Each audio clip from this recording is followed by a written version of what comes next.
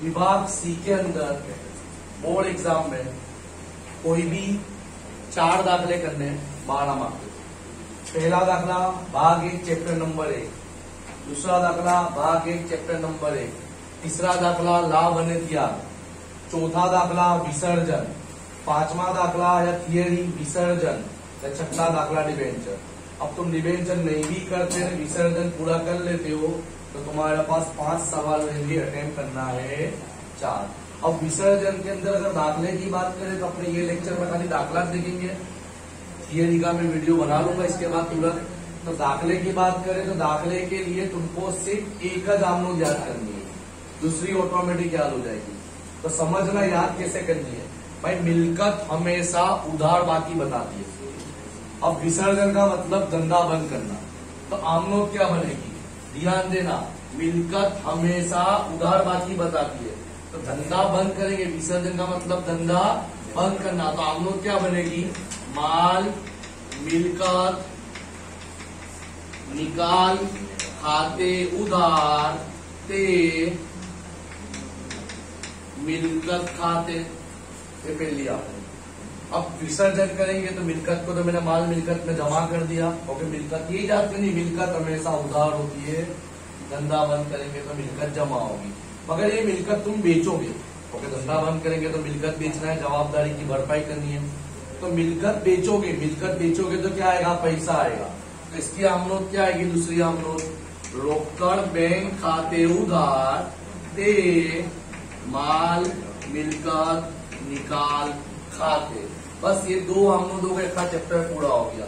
अब दाखले में भूल चूक से ऐसा दिया है कि भाई विसर्जन समय मिलकत की कीमत 40,000 रखी, तो माल मिलकत से मिलकत ए मिलकत भागीदार ले गयो, कौन ले गयो, अब कौन है भागीदार नहीं गयो, तो रोकड़ के बदले क्या आ जाएगा, भागीदार मूड़ी हो गई। अब जवाबदारी याद करने की जरूरत नहीं है, जिसको मिलकर याद हो, जवाबदारी की आमनोट क्या हो जाएगी, पूरी ऊंधी, जवाबदारी खाते उधार ते माल मिलकत निकाल खाते, माल मिलकत निकाल खाते उधार ते रोकड़ बैंक खाता। इसमें भागीदार का नाम दिया हो तो रोकड़ के बदले भागीदार, इसके अलावा ये आमनोट जिसको याद हो गई, समझ लो 3 मार्क्स का तुम्हारा दाखला फिक्स हो गया कि अगर दाखला आएगा तो यही आएगा, बराबर है। अब दाखला देखेंगे, उदाहरण तुम्हारा होमवर्क है, इसमें खाली तुमको उदाहरण 1 से 10 करने, छोटे छोटे दाखले और सॉल्यूशन के साथ अवेलेबल है। मैं चोपड़ी में से स्वाध्याय का दाखला नंबर 5 करता हूँ, दाखला number 5 page number 311, page number 311, ध्यान देना, इजी दाखला है, समझ पाया तो बहुत इजी है। चलो आमनोदे तारीख विगत खापा उधार जमा, जो पोस्टर बना तो बनाना है। सवाल नंबर 1, पेढ़ीना विसर्जन समय पागड़ीनी कीमत 56,000 છે, पागड़ी कीमत 56,000 છે। पागड़ी मिलकत है तो पहली आमनोट मैंने डाल दी, माल मिलकत निकाल खाते उधार ते पागड़ी खाते 56,000 बराबर। आगे वांचता हूं, तेनी कोई रकम उपजती नहीं, यानी दूसरी आमनोट आवे नहीं, यानी तुमको सिर्फ कितनी आमनोट लिखनी है, एक लिखनी, क्योंकि लिख के दे कोई कीमत मिलत नहीं रही है, कोई कीमत मिलत नहीं रही है, कोई कीमत मिलत नहीं रही है, तो उसकी दूसरी असर आएगी नहीं, क्लियर। उसके बाद दाखला नंबर 2, दाखला नंबर 2, दाखला नंबर 2, વિસર્જન સમયે પાકા સરવૈયામાં જમીન 8 લાખ અને રોકાણો 2 લાખ દર્શાવે છે, તેના अनुक्रमे 9 लाख અને 1.5 लाख उपजिया। समझो क्या बोला है, जमीन और रोकाण दोनों तो मिलकत है, तो पहली आमनोट डाल दी, माल मिलकत निकाल खाते उधार ते जमीन मकान ते रोकाण। जमीन मकान कितने के बोले, 8 लाख और रोकाण बोले 2 लाख, तो माल मिलकत में कितने आए, 10 लाख। आगे क्या बोला है, तेना 9 लाख અને 1.5 लाख उपजिया बढ़िया।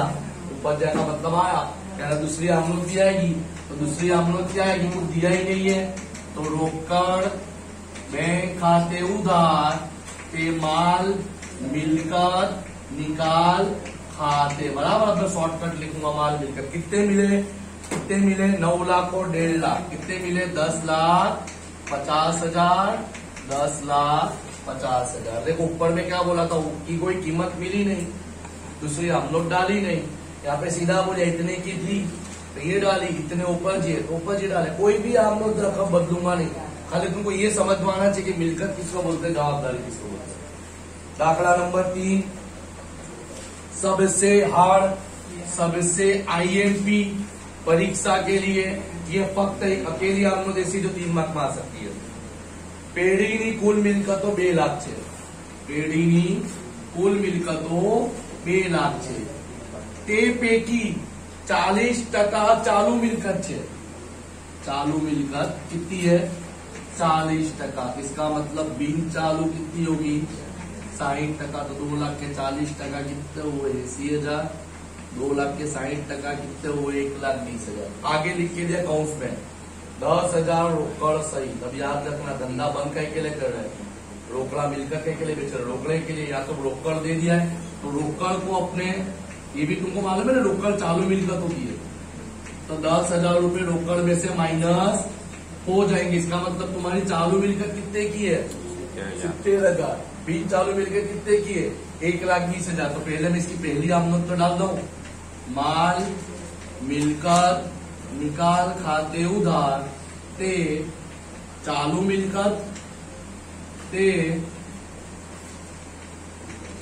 बिन चालू मिलकत। तो देखो चालू मिलकत 80,000 नहीं लिखूंगा मैं, 70 लिखूंगा। क्यों 70 लिखूंगा, क्यों 10,000 तो रोकड़ा है, अपने रोकड़े के लिए तो मिलकत बेचते हैं, मगर रोकड़ा मेरे पास है तो रोकड़ा थोड़ी बेचा जाता है, तो रोकड़ के 70,000, बिन चालू मिलकत के 20, तो माल मिलकत पे कितना आया 1,9। अब आगे देखते दूसरी आमदन पड़ेगी कि नहीं, तो आगे दाखले में क्या लिखा है, चोपड़े मूल्य उपज थई, चोपड़े मूल्य उपज थई, यानी जो कीमत है वही कीमत मिल गई, तो दूसरी आमदन लिख दूंगा, रोकड़ बैंक खाते उधार ते माल मिलकत निकाल खाते। चोपड़े कीमत बोला मीन्स जो पहले थी वही मिली, 1,9, 1,9।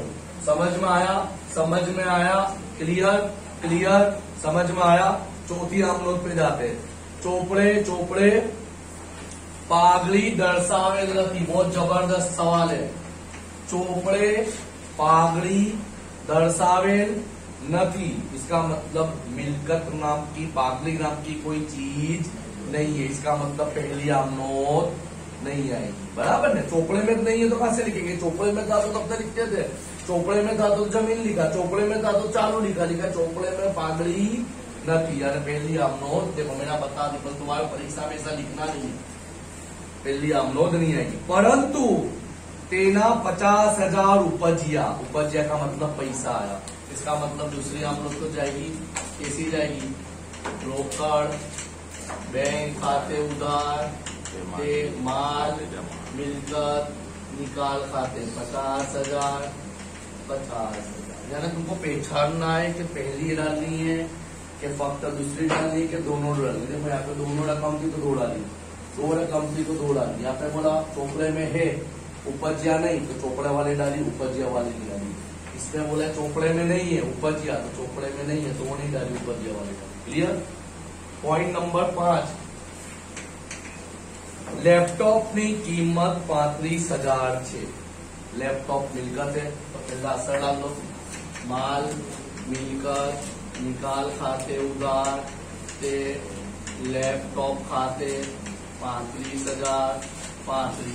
आगे बढ़ते ते एक भागीदार 25,000 में ले गयो। अब अभी तक उपजिया था तो रोकड़ लिखते थे, मैंने बोला भागीदार बोला है तो खाली फर्क क्या पड़ेगा, रोकड़ के बदले क्या आ जाएगा, भागीदार पूरी खाते उधार ते माल मिलकत निकाल खाते कितना 20,000, 25,000, जो कीमत दी वो कीमत दी। क्लियर। छठे डालते हैं, ये मोस्ट आईएमपी नंबर 1, भागीदार की बीवी की लोन। क्या लिखा है, क्या लिखा है? एक भागीदार तेना श्रीमतीनी लोन चुकवવાનું स्वीकार करे छे। भागीदार, सपोज मैं भागीदार हूं तो मैंने क्या बोला विसर्जन के समय, भाई मेरी बीवी की लोन मैं भर दूंगा, मेरी बीवी की लोन मैं भर दूंगा। तो इसकी आमनोट क्या आएगी? ये नवा है, इसमें आगे आएगा नहीं। श्रीमती लोन खाते उधार, क्योंकि लेनार कौन है? मेरी बीवी। आपनार कौन है? भागीदार। तो श्रीमती लोन खाते उधार ते भागीदार मूड़ी खाते। कितने की लोन है बेटा? 40,000। इसके अलावा अलग है, देखो जो टिक करूंगा ना वहां थोड़ा अलग है, ये अलग है, बाकी अभी तक तो सब सेम था। ये लोन वाला गोखट डालिए, आवाज तो सेम आएगा, खाली रकम बदलाएगी। आप लोग तो गोखट डालिए, श्रीमती की लोन बोला तो श्रीमती लोन लेना, भागीदार लोन अपना। आगे 7 नंबर, आवक वेरानी जवाबदारी 30,000 चुकवવાની થઈ, તે ચોપડે નોંધેલ નથી, ચોપડે નોંધેલ નથી, પેલી આવક नहीं है, बराबर ना? ચોપડે નોંધેલ નથી। अब आवक वेरा जवाबदारी है, तो जवाबदारी आओ तो आमनो ऊंधी हो जाएगी। ચોપડે નોંધેલ નથી तो પેલી आमनो नहीं आएगी। आगे क्या लिखा है? जे चुकवी आपी, उपज्या का मतलब आना, चुकवी का मतलब जाना, इसका मतलब चुकवी आपी, तो ये कंफर्म हो गया। क्या गया अपने पास से? रोकड़ बैंक खाते जमा। तो यहाँ पे क्या आएगा? यहाँ पे क्या आएगा? माल मिलकत निकाल खाते उधार। कितने रुपए है? 30,000। 30,000 समझ में आया? अब तुम बोलोगे सर यहाँ तो तुम माल मिलकत जमा करते थे, भाई ये सब मिलकत थी। अभी सीधा बोला आवक मेरा जवाबदारी, जवाबदारी है भाई, ये दोनों तो हम लोग जवाबदारी वाली, जवाबदारी में हम लोग ऊंधी हो जाएगी, एकदम देसी लैंग्वेज में। क्लियर? 8वां पॉइंट अपने छोड़ देते क्योंकि ये भी अलग है, दो अलग है। 9वें पे जाते, पेढ़ीना विसर्जन समय ચોપડે यंत्रो 20,000 बतावे छे, 20,000 बतावे छे। ચોપડે यंत्र मिलकत है, यंत्र मिलकत है, छुट्टा डस्टर मुझे मारूंगा। यंत्र मिलकत है तो हम लोग क्या आएगी? माल मिलकत निकाल खाते उधार ते यंत्र खाते। कितना है? 2 लाख। 2 लाख। आगे क्या बोला है? आगे क्या बोला है? आगे बोला है तेना ચોપડે कीमत उपजे छे, यानी जो कीमत थी वही कीमत मिल रही है। उपजे मीन्स मिल रही है। तो दूसरी असर रोकड़ बैंक खाते उधार ते माल मिलकत निकाल खाते 2 लाख। 2 लाख। क्लियर? 10वां दाखला देखते हो। ये भी बहुत जबरदस्त है, इसको भी नहीं करते हैं क्योंकि बोला ना कि 3 हवाले बहुत जबरदस्त है। एक भागीदार की लोन, एक 8वां नंबर, एक 10वां नंबर, मोस्ट आईएमपी है। तो इसमें थोड़ा अलग है। 11वां देखते, बहुत जबरदस्त दाखला है। पेढ़ीना विसर्जन समये देवादार 1,20,000 देवादार मिलकर है અને લેણદાર 60,000 છે। લેણદાર જવાબદારી। तो ध्यान देना, बहुत जबरदस्त आमनोट पड़ेगी, बहुत जबरदस्त आमनोट पड़ेगी। माल मिलकत निकाल खाते उधार ते देवादार, बराबर।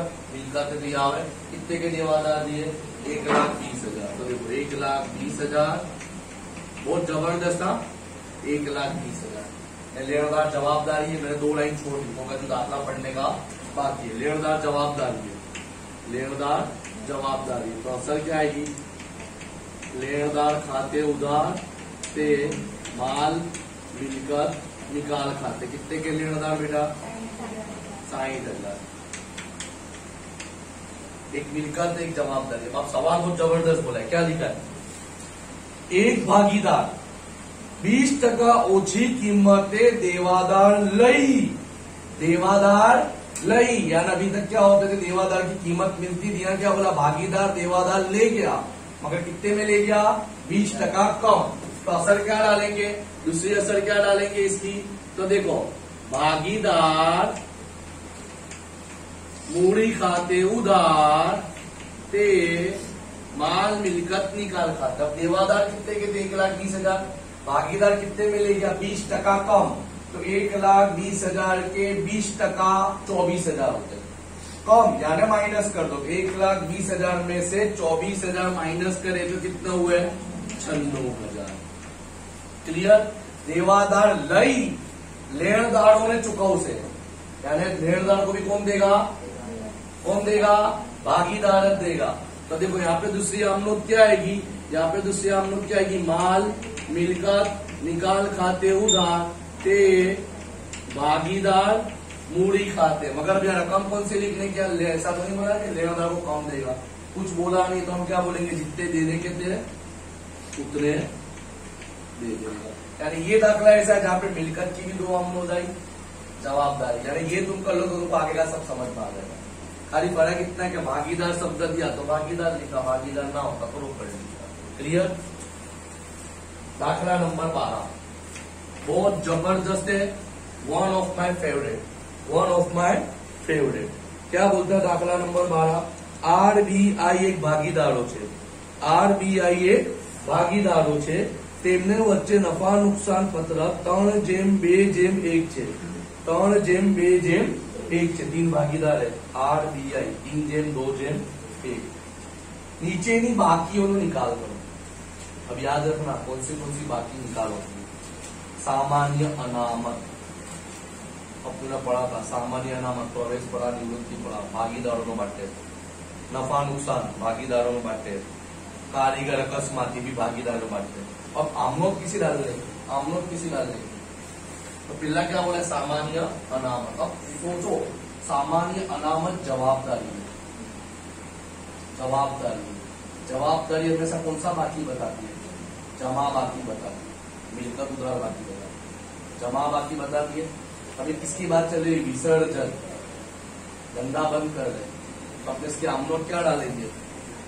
क्या डालेंगे? सामान्य अनामत खाते उधार ते आर मूड़ी खाते ते बी मूड़ी खाते ते आई मूड़ी खाते। कितने का दिया अनामत? 18,000। तो 18,000 गुणिया 3 छेदमा 6 9,000, 3,000, 6,000। समझ में आया? अब दूसरा बहुत जबरदस्त पॉइंट दिया है, दूसरे वाला बहुत जबरदस्त पॉइंट दिया है। क्या दिया है?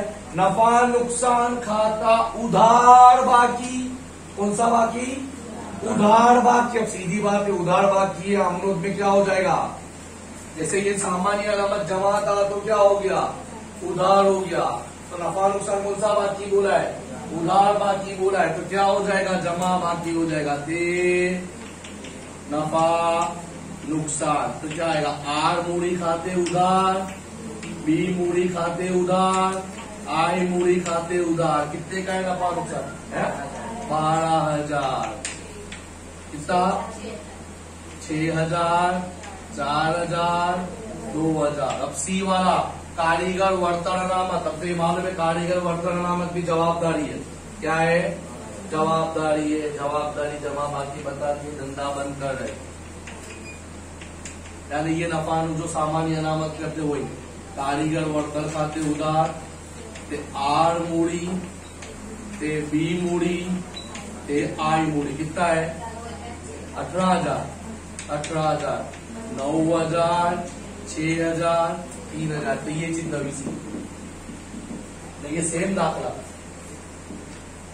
उसमें भी आ सकता है, लाभ त्याग वाले चक्कर में भी सेम आप लोग। तो ये मैंने कौन बांटा क्योंकि मालूम होना चाहिए प्रवेश और निवृत्ति हो, कारीगर वर्तन, रोकाण वधगत, सामान्य अनामत, मूड़ी अनामत, ये सब हम भागीदार में बांटते थे प्रमाण होते, वो भी आप लोग पैसा याद रखने का। अनामत, कारीगर वर्तन, रोकाण वधगत, सामान्य मूड़ी, क्या कहते हैं मूड़ी अनामत, सामान्य अनामत, ये सब जवाबदारी होती है। क्या होती है? जवाबदारी। तो हम लोग में क्या हो जाएगी? उधार या भागीदार। तो नफा नुकसान लिख के दिया उधार बाकी, तो हम लोग में क्या हो गया? जमा। अब देखते हैं खतरनाक हवाला नंबर 8 देखते हैं। कोई एक भागीदार विसर्जन समय पेढ़ीना તમામ દેવા ચૂકવ્યા પછી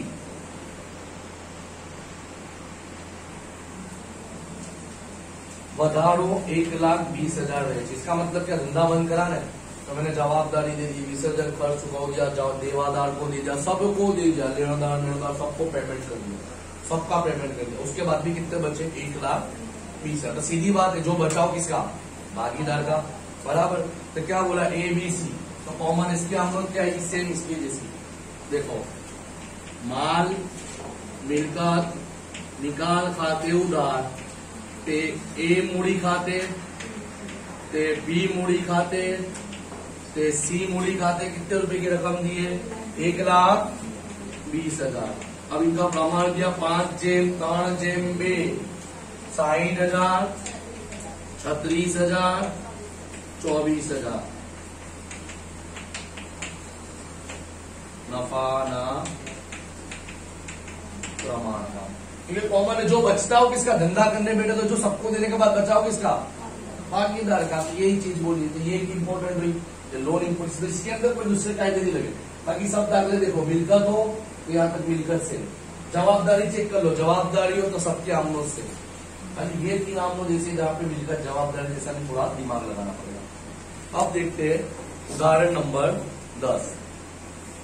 एक भागीदार पेड़ीना विषय, हाँ याद रखना, मैंने ये जो लिखा है वो हिसाब से ही करना उदाहरण, तो समझ में आएगा। चोपड़े के हिसाब से आपको तो कंफ्यूजन पड़ेगा।